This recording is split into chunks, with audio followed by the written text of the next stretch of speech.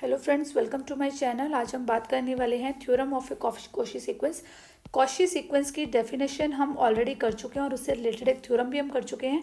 तो यहाँ पे हम ये थ्योरम कर रहे हैं, every Cauchy sequence is bounded. इसको कॉशी भी बोल दिया जाता है और इसको कुछ लोग कोची भी बोल देते हैं। कोची और कॉशी एक ही बात है। Every Cauchy sequence is bounded, ये चीज़ हमने प्रूफ करनी है। चलिए इसका प्रूफ देख लेते हैं। अगर अभी तक आपने डेफिनेशन वाली वीडियो नहीं देखी है तो वो डेफिनेशन वाली वीडियो पहले देख लीजिए, बिकॉज अगर आपको इसकी डेफिनेशन क्लियर होती है तभी आप नेक्स्ट इसकी थ्योरम्स देख सकते हैं।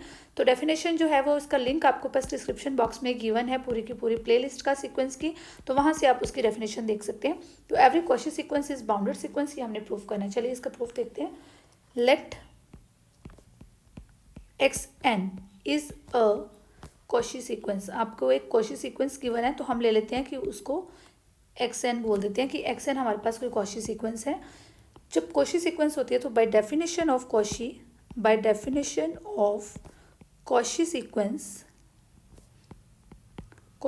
की डेफिनेशन क्या चीज़ बोलती है? For epsilon positive there exist and not belongs to n such that xn minus xm modulus will be less than epsilon for all n and m greater than equal to n not. ये सारी चीज़ हमारे पास कहाँ से आई है? ये है हमारे पास Cauchy sequence की डेफिनेशन। ठीक है, कॉशी सीक्वेंस क्या होती है? वो चीज़ होती है for epsilon positive there exist n not belongs to natural numbers such that x n minus x m will less than epsilon. Means मैंने आपको पहले भी बताया था कि जब कोई एक्सएन पॉइंट यहाँ पे है, एक्सएम पॉइंट से यहाँ पे, इन दोनों का डिस्टेंस जो है, अगर बहुत स्मॉल सा डिस्टेंस दोनों के बीच में एप्सिलॉन डिस्टेंस आता है एप्सिलॉन पॉजिटिव के लिए, तो आप इस चीज़ को क्या बोलेंगे? ये क्या है? एक कॉशी सीक्वेंस है। जब उसके दो पॉइंट्स जो हैं, जो उसके दो टर्म्स जो हैं वो बहुत नियर हो जाती हैं, तब उनको क्या बोल देते हैं? ये क्या है? एक कॉशी सीक्वेंस है। ठीक है, हमें कॉशी सीक्वेंस गिवन है तो यहाँ पे हमने इसकी जस्ट एक डेफिनेशन लिखी है अभी हमने इसकी। तो देखिए यहाँ पे x n minus x m is less than epsilon, इसका मॉडुलस है। तो देखिए जब हमारे पास ऐसे लिख दिया जाता है x n modulus less than one, अगर इस तरह बोला जाता है तो हम ऐसे लिखते हैं इसको, minus one is less than x n is less than one. ये माइनस वन और वन के बीच में लाई कर रहा है, इस तरह से होता है मॉडुलस का वैल्यू। तो हमारे पास यहाँ पे x n minus x m modulus that is less than epsilon, तो हम इसको किस तरह से लिख पाएंगे? Minus epsilon is less than x n minus x m is less than epsilon. Means अब ये माइनस एप्सिलॉन और एप्सिलॉन के बीच में लाई कर रहा है। क्लियर? अब यहाँ पे हम एक्स एम ऐड कर लेते हैं। यहाँ पे क्या बन जाएगा? एक्स एम माइनस एप्सिलॉन, और जब यहाँ पे आप एक्स एम ऐड करोगे तो आपका एक्स एम कैंसिल हो जाएगा, ओनली एक्स एन बच जाएगा। तो यहाँ पे आप लिख लीजिए x n that is epsilon plus x m. सारी जगह पे हमने क्या किया कि एक्स एम को ऐड कर दिया सारी साइड पे। ओके, तो x m minus epsilon is less than x n that is less than epsilon plus x m. अब देखिए यहाँ पे हमारे पास क्या चीज़ आई है? X n is less than epsilon plus x m. ध्यान से देखना ये चीज़, x n is less than epsilon plus x m. सबसे पहले ये चीज़ देखिए कि हमारे पास इस तरह से कोई सीक्वेंस बनी है। यहाँ पे कोई पॉइंट है x1, x2, x3 up to so on. यहाँ पे है कुछ x n not, then x n not plus one up to so on. इस तरह से हमारी ये सीक्वेंस चल रही है। ठीक है, तो यहाँ पे ये चीज़ हमारी किस चीज़ के लिए आई है? For all n and m greater than equal to n not. ये चीज़ हमारी किसके लिए आई है? For all n and m greater than equal to n not. N not का मतलब क्या है? मीन्स देखिए अगर यहाँ पे एक्स वन टर्म है, एक्स टू टर्म है, इस तरह टर्म्स चल रही हैं, तो एक्स एन नॉट जहाँ पे जो हमारी ये वाली टर्म है, एन नॉट टर्म है, greater than equal to n not. ये चीज़ किसके लिए आई है? Greater than equal to n not. Means यहाँ पे एक्स एन जो है वो छोटा है एप्सिलॉन प्लस एक्स एम से। किसके लिए? For all n and m greater than equal to n not. Means ये जो सारे टर्म्स हैं ये हमारी कहाँ पे लाई कर रही है? इस जगह पे एक्स एन और एक्स एम जो है हमारा किस जगह पे? एन नॉट वाले टर्म्स में, एन नॉट से ग्रेटर है वो। ठीक है, हमारे एन और एम यहाँ पे एन नॉट से ग्रेटर हैं, तो हम ये चीज़ बोलेंगे कि यहाँ पे जो एन नॉट पॉइंट है मीन्स एक्स एम और ये चीज़ यहाँ पे लाई कर रही है। मीन्स इस टाइम पे हमारा एक्स एन जो है किससे छोटा है? That is less than epsilon plus x m. Means यहाँ पे ये चीज़ जो है इस एरिया में एक्स एम भी इस एरिया में ही है और एक्स एन भी इसी एरिया में है। ये एन नोट से बड़े हैं या फिर वो एन नोट के बराबर है या वो एन नोट से बड़े हैं। एक्स एम भी यहीं पे है और एक्स एन भी यहीं पे है। अब ये चीज़ है x n is less than epsilon plus x m. ठीक है। लेट्स सपोज कि हमारा एक्स एन कुछ यहाँ पे है, इस जगह पे कोई पॉइंट है x n that is less than epsilon plus x m, means x m plus epsilon इस जगह पे होगा कुछ, ठीक है। एक्स एम प्लस एप्सिलॉन जो है वो कुछ इस जगह पे होगा, क्योंकि ग्रेटर बोला हुआ है।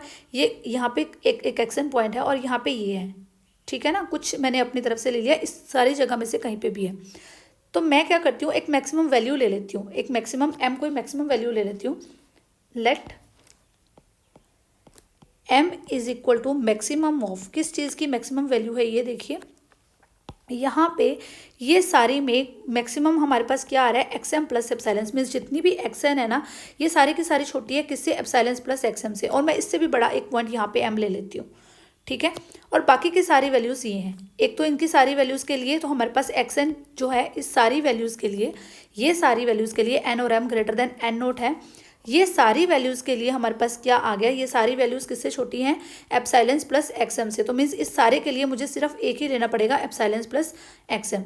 और ये सारे के सारे मैं एज इट इज़ ले लेती हूँ। अगर मैं ये सारे के सारे एज इट इज़ ले लेती हूँ तभी तो मैं बोलूँगी ना कि ये सबसे बड़ा एक मैंने एम ले लिया, मैक्सिमम मैंने क्या लिया, इन सबसे ज़्यादा, मीन्स एक्स एन नोट -1 तक का मैं इसके बीच में काउंट करूँगी। और एक्स एन जो बाकी की वैल्यूज़ हैं, ये सारी की सारी वैल्यूज़ हैं, ये तो वैसे ही छोटी है, किससे, इससे छोटी है। तो मैं इसको ले लूँगी और प्लस इसको कंसिडर कर लूँगी। अगर इन दोनों को मैं कंसिडर कर लूँगी तो मेरे पास एक मैक्सिमम वैल्यू आ जाएगी। तो मैंने मैक्सिमम किसको लिया, x1 x2 x3 up to so on x n not -1 से लेके, और साथ में मैंने किसको ऐड किया, एप्सिलॉन प्लस एक्स एम को।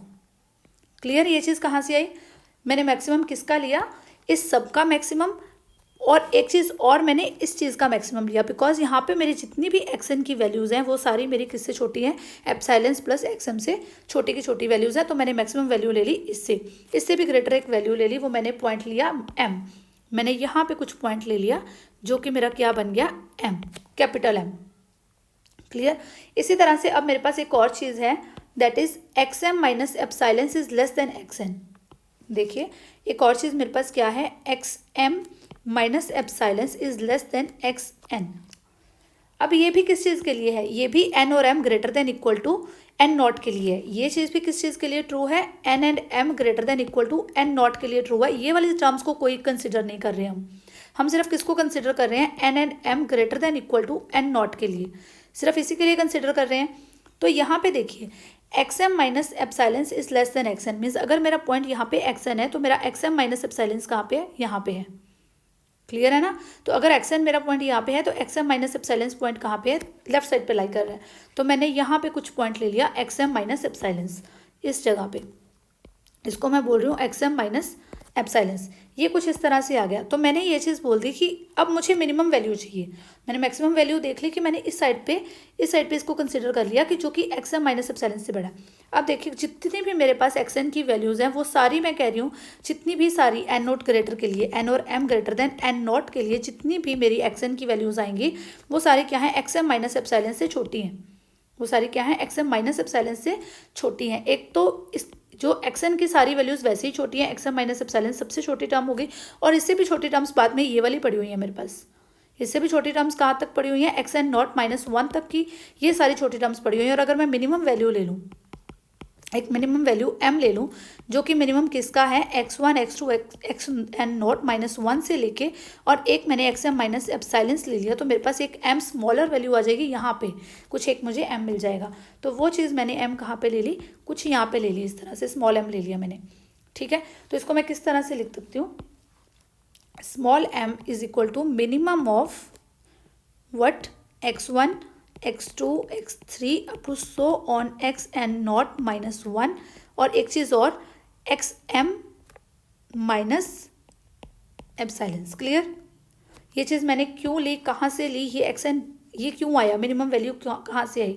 देखिए फिर मैं अगेन आपको बताती हूँ कि यहाँ पे ये जो चीज़, ये जो रिजल्ट है हमारा, ये किस चीज़ के लिए ट्रू है, this is true for all n and m greater than equal to n not. This is also true for all n and m greater than equal to n not. ये चीज़ clear है ना, n and m greater than equal to n not के लिए true है। तो यहाँ पे मैंने ये चीज़ बोल दी कि ये एक्स एम प्लस एप्सिलॉन जो है ना, एक्स एन की जितनी भी कोई भी टर्म्स आएंगी ये मैक्सिमम बन गई। एक्स एन की कोई भी टर्म आए मैक्सिमम वैल्यू उसकी ये बन गई। मैंने इससे भी बड़ी एक वैल्यू ले ली एम। ये उसकी मैक्सिमम वैल्यू बन गई। मैंने इससे भी बड़ी एक वैल्यू ले ली m, और जो कि ये सारे टर्म्स जो है इसमें इंक्लूड नहीं हो रही थी, तो मैंने इसकी सारी की भी मैक्सिमम ले ली और इसकी भी मैक्सिमम ले ली। इसी तरह से xn की जितनी भी टर्म्स आ रही थी वो इससे छोटी थी, xm माइनस एप्सिलॉन से छोटी थी, और ये बीच में कंसिडर नहीं हो रहा था। मैंने इसको भी ले लिया मिनिमम वैल्यू में और इसको भी कंसिडर कर लिया, यानी कि m मेरी सबसे स्मॉल टर्म आ गई, वो मैंने यहाँ पे ले ली। ठीक है, अब इस टाइम पे डायग्राम से आपको क्लियर हो रहा है कि xn जो है वो मेरा कहाँ पे लाई कर गया, xn जो है वो यहाँ पे लाई कर रहा है m is less then xn is less then m, because ये मैंने मिनिमम वैल्यू ले ली है और ये मैंने मैक्सिमम वैल्यू ले ली है। क्लियर, यहाँ पे स्मॉल m और m के बीच में सारा कुछ लाई कर गया। सारी जो मेरी xn टर्म्स हैं, सारी की सारी जो सीक्वेंस है वो किसके अंदर लाई कर गई, m और m के बीच में लाई कर गई। यहाँ से ये चीज़ क्लियर हो रही है। ये मैंने मैक्सिमम वैल्यू ले ली, इस सब की मैक्सिमम ले ली, वो मेरी m आ रही है, और इस सब की मैंने मिनिमम ले ली, वो मेरी स्मॉल m आ रही है। ठीक है, ये मिनिमम वैल्यू है, तो xn की सारी टर्म्स जो है इससे ग्रेटर हैं और इससे सारे टर्म्स जो हैं वो स्मॉल हैं। तो यहाँ से मुझे क्या चीज़ पता चल गई कि ये मेरी क्या है, लोअर बाउंड बन गई। ये चीज़ क्या बन गई, मेरी लोअर बाउंड बन गई। और अगर कैपिटल M की मैं बात करूँ तो ये मेरे पास क्या आ गई है, अपर बाउंड आ गई है। यहाँ से ये क्लियर हो रहा है ना, यहाँ से ये लोअर बाउंड आ गई है मेरे पास, ये चीज़ अपर बाउंड आ गई है। आपको डायग्राम से सारी चीज़ क्लियर हो रही है। तो इस तरह से क्या हो गया कि मुझे अपने सीक्वेंस के लिए एक अपर बाउंड भी मिल गई है और एक लोअर बाउंड भी मिल गई है। इसलिए मैं इस सीक्वेंस को क्या बोल सकती हूँ, hence xn is a bounded sequence. मुझे अपने सीक्वेंस के लिए एक अपर बाउंड भी मिल गई है और एक लोअर बाउंड भी मिल गई है, तो मैं इसको क्या बोल दूँगी कि ये क्या है, बाउंडेड सीक्वेंस है।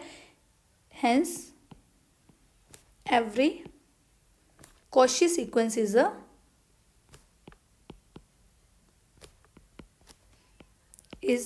a bounded sequence. अगर आपको कहीं से भी इससे रिलेटेड कोई डाउट होता है तो आप मुझे कमेंट करके पूछ सकते हैं, और अगर आप अभी तक आपने चैनल को सब्सक्राइब नहीं किया है तो सब्सक्राइब कर लो, प्लस बेल आइकन को प्रेस करना पड़ेगा, तभी आपको नोटिफिकेशंस टाइम पे मिल पाएंगी। Thank you, have a nice day, keep watching my videos.